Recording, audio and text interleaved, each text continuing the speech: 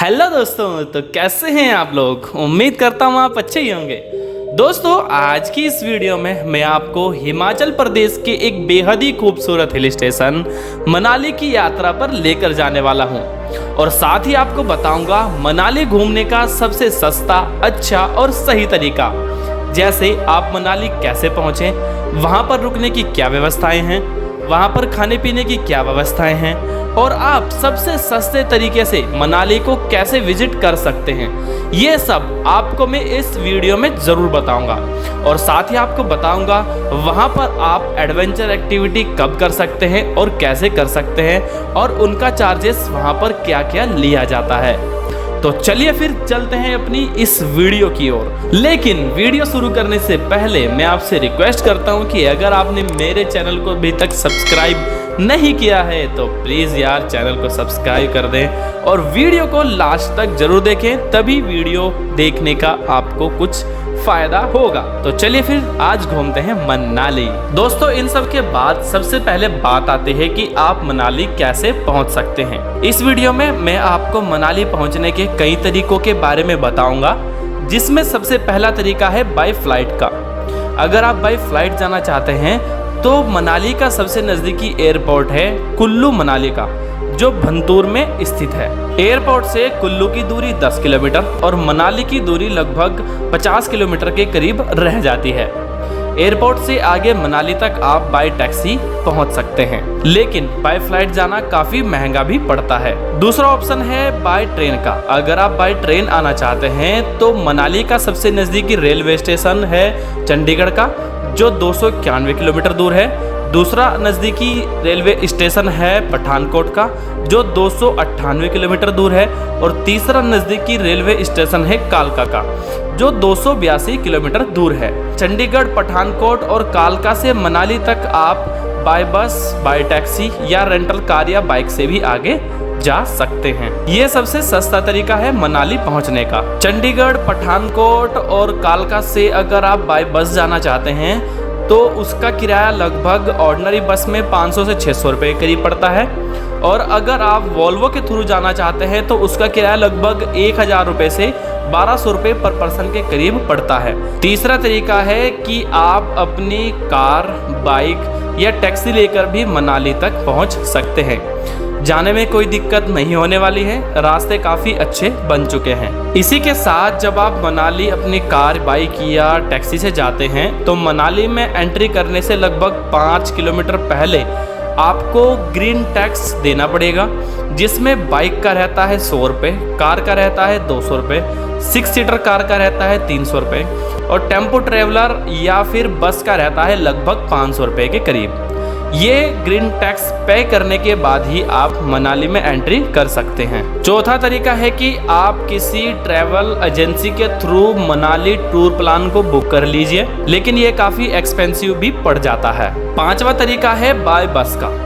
आप दिल्ली से डायरेक्ट मनाली तक की बस भी पकड़ सकते हैं। अगर आप वॉल्वो से जाना चाहते हैं तो लगभग 1500 रुपये से 2000 रुपये के करीब दिल्ली से मनाली तक का टिकट पड़ता है। और अगर आप ऑर्डिनरी बस से जाना चाहते हैं तो ऑर्डिनरी बस में किराया लगता है लगभग 700 से 800 रुपये के करीब, जो काफ़ी कम है।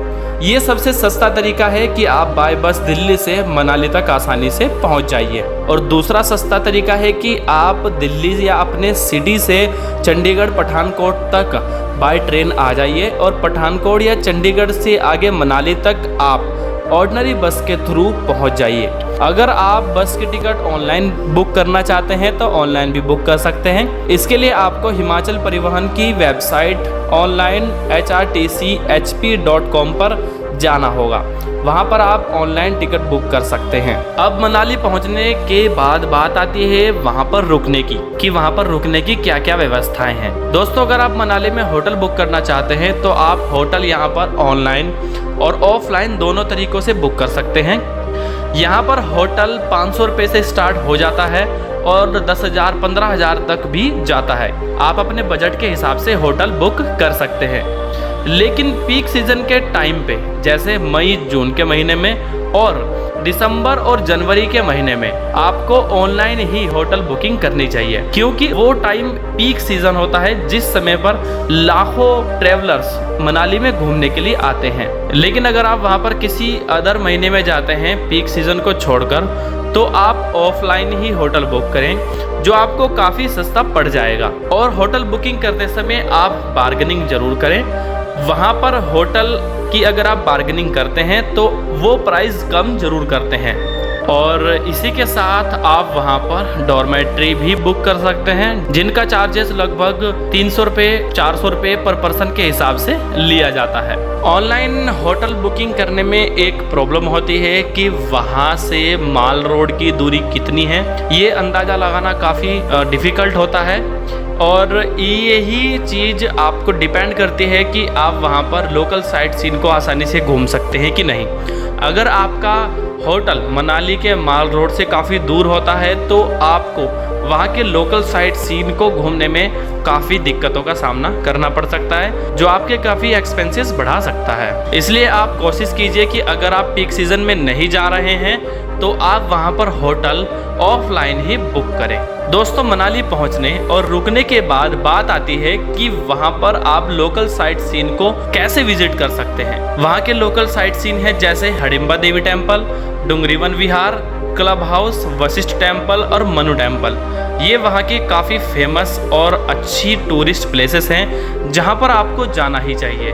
अगर आप वहाँ पर लोकल टैक्सीज का सहारा लेते हैं इन सभी लोकल साइट्स को घूमने का, तो लोकल टैक्सी वाले आपसे लगभग 1200 रुपये से 1500 रुपये के बीच में चार्ज करते हैं और आपको इन सभी लोकल साइट सीन को घुमा लाते हैं। लेकिन अगर आप मेरी माने तो इन सभी टूरिस्ट प्लेसेस को आप पैदल ही कवर कीजिए, क्योंकि ये टूरिस्ट प्लेसेस मनाली के काफ़ी पास में हैं।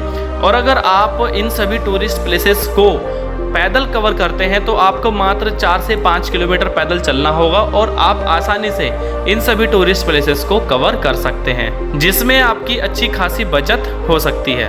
मनाली के माल रोड से अगर इन सभी टूरिस्ट प्लेसेस की दूरी को बताऊं तो Hadimba Devi temple 1.5 kilometre, club house 1.5 kilometre, Manu temple 2.5 kilometre और डुंगरी वन विहार भी मात्र 3 किलोमीटर की दूरी पर पड़ता है। और ये सभी जगह एक सर्किट पे पड़ती हैं, एक गोल चक्कर पे पड़ती हैं, जिन्हें आप आसानी से कवर कर सकते हैं और अपने 1200 रुपये से 1500 रुपये के बीच में बचा सकते हैं। जब आप पैदल ट्रैक मनाली में करते हैं, यानी कि इन सभी जगहों को घूमते हैं, तो आप वहाँ की लोकल साइट सीन के साथ साथ वहाँ की सांस्कृतिक और वहाँ की भौगोलिक चीज़ों को भी देखते हैं। वहाँ पर आप ऊंचे ऊंचे देवदार के पेड़ देखेंगे जो देखने में काफ़ी खूबसूरत लगते हैं, और आप वहाँ की ओल्ड मनाली को भी घूम लेंगे और साथ ही आपको पता लगेगा मनाली की छोटी छोटी गलियों के बारे में। जब आप हडिम्बा देवी टेम्पल पहुँचते हैं तो वहाँ पर कोई भी एंट्री टिकट नहीं लिया जाता है, और जब आप वहाँ पर पहुँचते हैं तो आप देखेंगे कि हडिम्बा देवी टेम्पल बड़े बड़े देवदार के पेड़ों के बीच में स्थित है, जो देखने में काफ़ी खूबसूरत लगता है और काफ़ी शांत माहौल वहाँ का रहता है। और अगर डुंगरी वन विहार की बात करें तो डुंगरी वन विहार भी हडिम्बा देवी टेम्पल से मात्र थोड़ी सी दूरी पर है, आधा किलोमीटर की दूरी पर, जहाँ पर आप पैदल आसानी से पहुँच सकते हैं। डुंगरी वन विहार में एंट्री टिकट एडल्ट के लिए 10 रुपये और बच्चों के लिए 5 रुपये रखा गया है, जिसका टाइमिंग है सुबह 9 बजे से रात को 8 बजे तक। डुंगरी वन विहार बड़ों के लिए भी और बच्चों के लिए भी काफ़ी अच्छी जगह है, जहां पर आप आसानी से एंजॉय कर सकते हैं। डुंगरी वन विहार से क्लब हाउस की दूरी मात्र लगभग 1 किलोमीटर के करीब है, जहां पर आप पैदल पहुंच सकते हैं। अगर वहां के एंट्री टिकट की बात करें तो वहां पर बच्चों के लिए 10 रुपये और एडल्ट के लिए एंट्री टिकट 25 रुपये रखा गया है। क्लब हाउस में आप कई सारी इंडोर और आउटडोर एक्टिविटी कर सकते हैं, जैसे जिप लाइन, जिप साइकिलिंग और स्नो बोटिंग आदि आप वहां पर एक्टिविटी कर सकते हैं। सेकंड डे आप सोलंग वैली जरूर जाइए। सोलंग वैली मनाली की एक बेहद ही खूबसूरत जगह है। सोलंग वैली तक आप बाई टैक्सी से 1200 रुपये, ऑटो से 600 रुपये और बाइक से 500 रुपये से 1500 रुपये के बीच में पहुंच सकते हैं। ऑटो और टैक्सी का ये जो चार्ज है वो राउंड ट्रिप का है। टैक्सी में आप आसानी से 4 से 5 लोग जा सकते हैं, लेकिन ऑटो में आप 3 ही लोग जा सकते हैं। अगर आप बाइक हायर करते हैं, रेंट पे लेते हैं, तो उसका किराया 500 से 1500 रुपये के करीब पड़ता है, जो अलग अलग बाइक का अलग अलग रहता है, जिसमें आपको पेट्रोल अलग से डलाना पड़ेगा। 200 रुपये के पेट्रोल में आप आसानी से सोलंग वैली को कवर कर लेंगे। और इसी के साथ सोलंग वैली तक आप बाय बस भी जा सकते हैं। मात्र 20 रुपये का टिकट लगता है और आप सोलंग वैली आसानी से पहुंच जाएंगे। इसमें जो भी ऑप्शन आपको सही लगता है वो चूज़ करके आप आसानी से मनाली तक पहुंच सकते हैं। ऑटो से जाने का एक फ़ायदा होता है कि ऑटो से आप वशिष्ठ टेम्पल को भी कवर कर सकते हैं, जो रास्ते में ही थोड़ा सा हटके पड़ती है।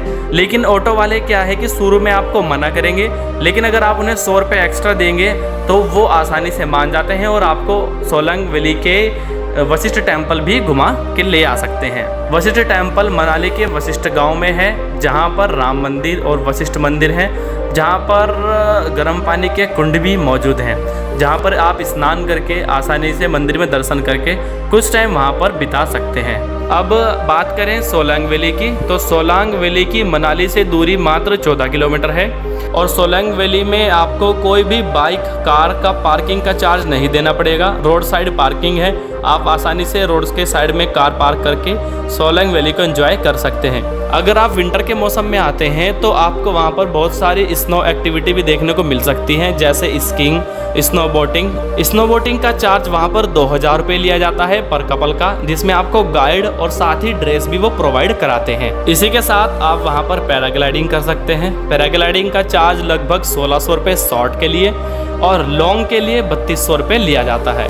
आप अपने बजट के हिसाब से पैराग्लाइडिंग और एडवेंचर एक्टिविटी भी कर सकते हैं। इसी के साथ मनाली में आप रोपवे को भी एंजॉय कर सकते हैं। मनाली में रोपवे भी है, जिसका किराया 650 रुपये लिया जाता है राउंड ट्रिप का। और इन सभी के बीच में आपको एक एडवाइस देता हूँ कि जब आप मनाली में कोई भी एडवेंचर एक्टिविटी बुक करें तो आप वहाँ पर बार्गेनिंग ज़रूर करें। मनाली में एडवेंचर एक्टिविटी या किसी भी चीज़ के लिए बार्गेनिंग काफ़ी ज़्यादा चलती है, जो आपके बजट को काफ़ी कम कर देता है। मनाली में जिस एडवेंचर एक्टिविटी का वो चार्ज 500 रुपये बताते हैं, उस एडवेंचर एक्टिविटी को वो 100 और 150 रुपये में भी वहाँ पर करा देते हैं। इसलिए जब आप मनाली में कोई एडवेंचर एक्टिविटी या ट्रांसपोर्ट बुक करें तो आप बार्गेनिंग ज़रूर करें।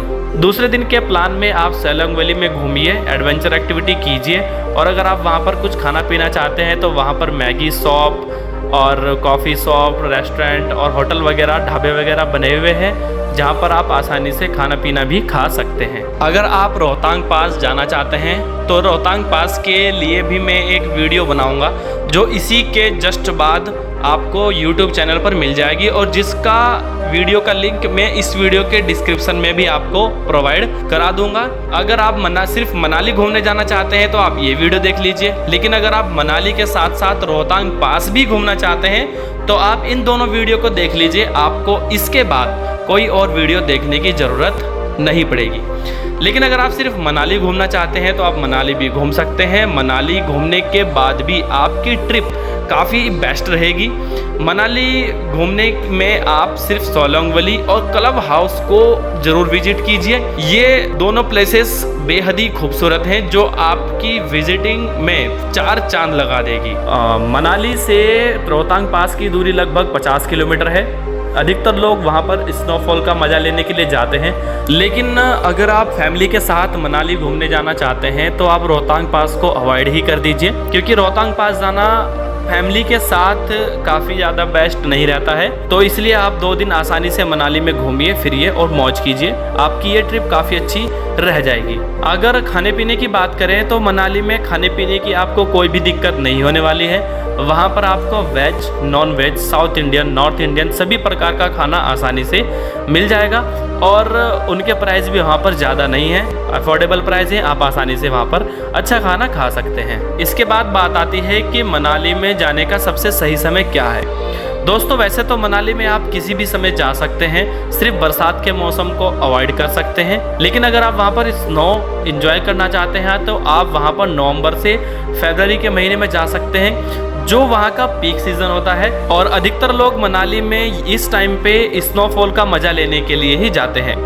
और इसी टाइम पे वहाँ पर काफ़ी ज़्यादा भीड़ और आपको होटल्स और खाने के रेट कुछ ज़्यादा भी देखने को मिल सकते हैं। और अगर आप गर्मियों के मौसम में जाते हैं जैसे अप्रैल मई जून के महीने में, तो मई जून के महीने में फिर से पीक सीज़न होता है। और बाकी आप किसी भी समय जा सकते हैं, आपको वहाँ पर काफ़ी अच्छा मौसम देखने के लिए मिल जाएगा। लेकिन अगर आप सस्ते में यात्रा करना चाहते हैं तो आप जुलाई से अक्टूबर के बीच में वहाँ पर कभी भी जा सकते हैं।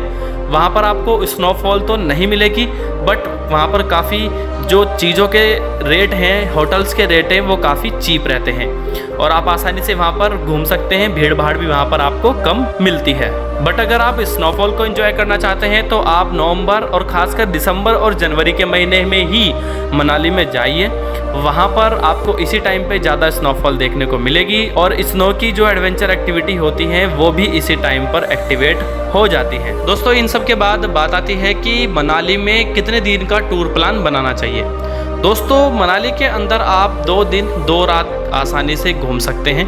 पहले दिन आप रात को दिल्ली से बस या ट्रेन के थ्रू मनाली तक पहुंच जाइए और उस दिन आप पूरा दिन मनाली में घूमिए, वहाँ की लोकल साइट सीन घूमिए, रात को आराम कीजिए और नेक्स्ट डे सोलांग वैली जाइए। और तीसरे दिन आप सुबह के टाइम या अगर आपको इवनिंग में बस मिल जाती है तो आप इवनिंग में ही वापस रिटर्न भी हो सकते हैं। और अब बात करते हैं बजट की कि मनाली में घूमने के लिए कितना बजट चाहिए होता है।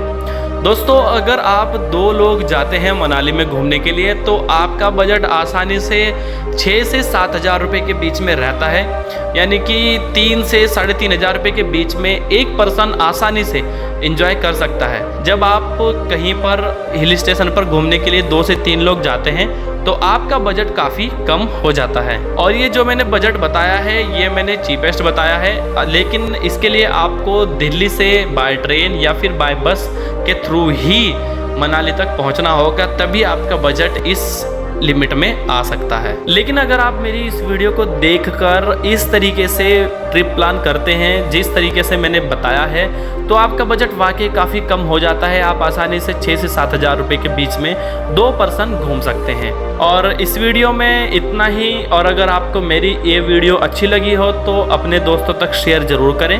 और अगर आपने चैनल को अभी तक सब्सक्राइब नहीं किया है तो चैनल को सब्सक्राइब कर बेल आइकन ज़रूर दबा दें ताकि आने वाली हर एंटरटेनिंग और इन्फॉर्मेटिव वीडियो का नोटिफिकेशन सबसे पहले आपके पास पहुंच जाए।